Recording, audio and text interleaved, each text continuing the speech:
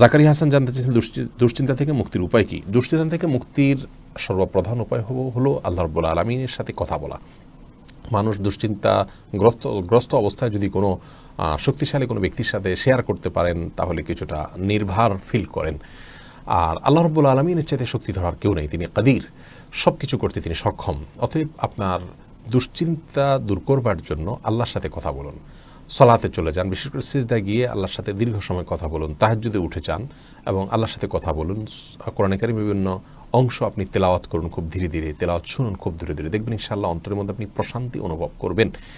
আল্লাহ বিযিকরিল্লাহি তাতমাইন্নুল কুলুব, আল্লাহ বলেছেন অন্তর প্রশান্ত হয় আল্লাহর স্মরণে। অতএব আল্লাহর স্মরণ করা মুখে, অন্তরে, কোরআন তেলাওয়াতের মাধ্যমে, সলাতের মাধ্যমে, এগুলোর মাধ্যমে ঈমানদারের অন্তরকে আল্লাহ তাআলা প্রশান্ত করে থাকেন। আল্লাহর দিকে যত বেশি ধাবিত হবেন, যত আল্লাহর সাথে সম্পর্ক গাঢ় করবেন, যত আল্লাহর সাথে সম্পর্ক নিবিড় করবেন, যত আল্লাহর সাথে কথা বলবেন, তত বেশি ইনশাআল্লাহ বিদিল্লাহ দেখবেন অন্তর প্রশান্ত হবে এবং দুশ্চিন্তা থেকে আপনি রক্ষা পাবেন। দুশ্চিন্তা এটাকে অনেক সালাফ বলেছেন জুনদুম মিন জুনুদিল্লাহ, আল্লাহ তাআলার বাহিনী সমূহের মধ্যে থেকে একটা বাহিনী দুশ্চিন্তা। এটা দিয়ে আল্লাহ রাব্বুল আলামিন অনেক মানুষকে শাস্তি দিয়ে থাকেন, অনেককে পরীক্ষা করে থাকেন।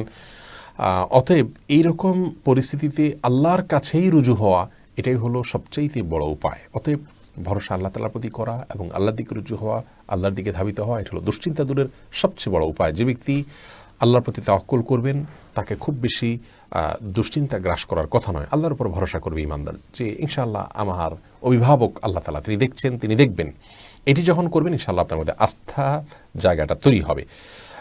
যদি কোনো মানুষ তার তাওহীদ খুব মজবুত থাকে, আল্লাহর প্রতি আস্থা এবং ভরসা তার খুব মজবুত থাকে, তিনি জানেন যে আল্লাহ ছাড়া কেউ ক্ষতি করার কোনো ক্ষমতা রাখেন না, আর আল্লাহ যা লিখেছেন তা খণ্ডাবার করার ক্ষমতা নেই, এই বিশ্বাস যদি কারো মজবুত থাকে তাহলে কোনো পেরেশানিতে তিনি খুব বেশি ভেঙে পড়ার কথা নয়। যার ঈমান যত মজবুত তিনি তত পেরেশানিতে শক্ত থাকতে পারেন। আল্লাহ তাআলা আমাদেরকে সহজ করুন এবং সহায় করুন।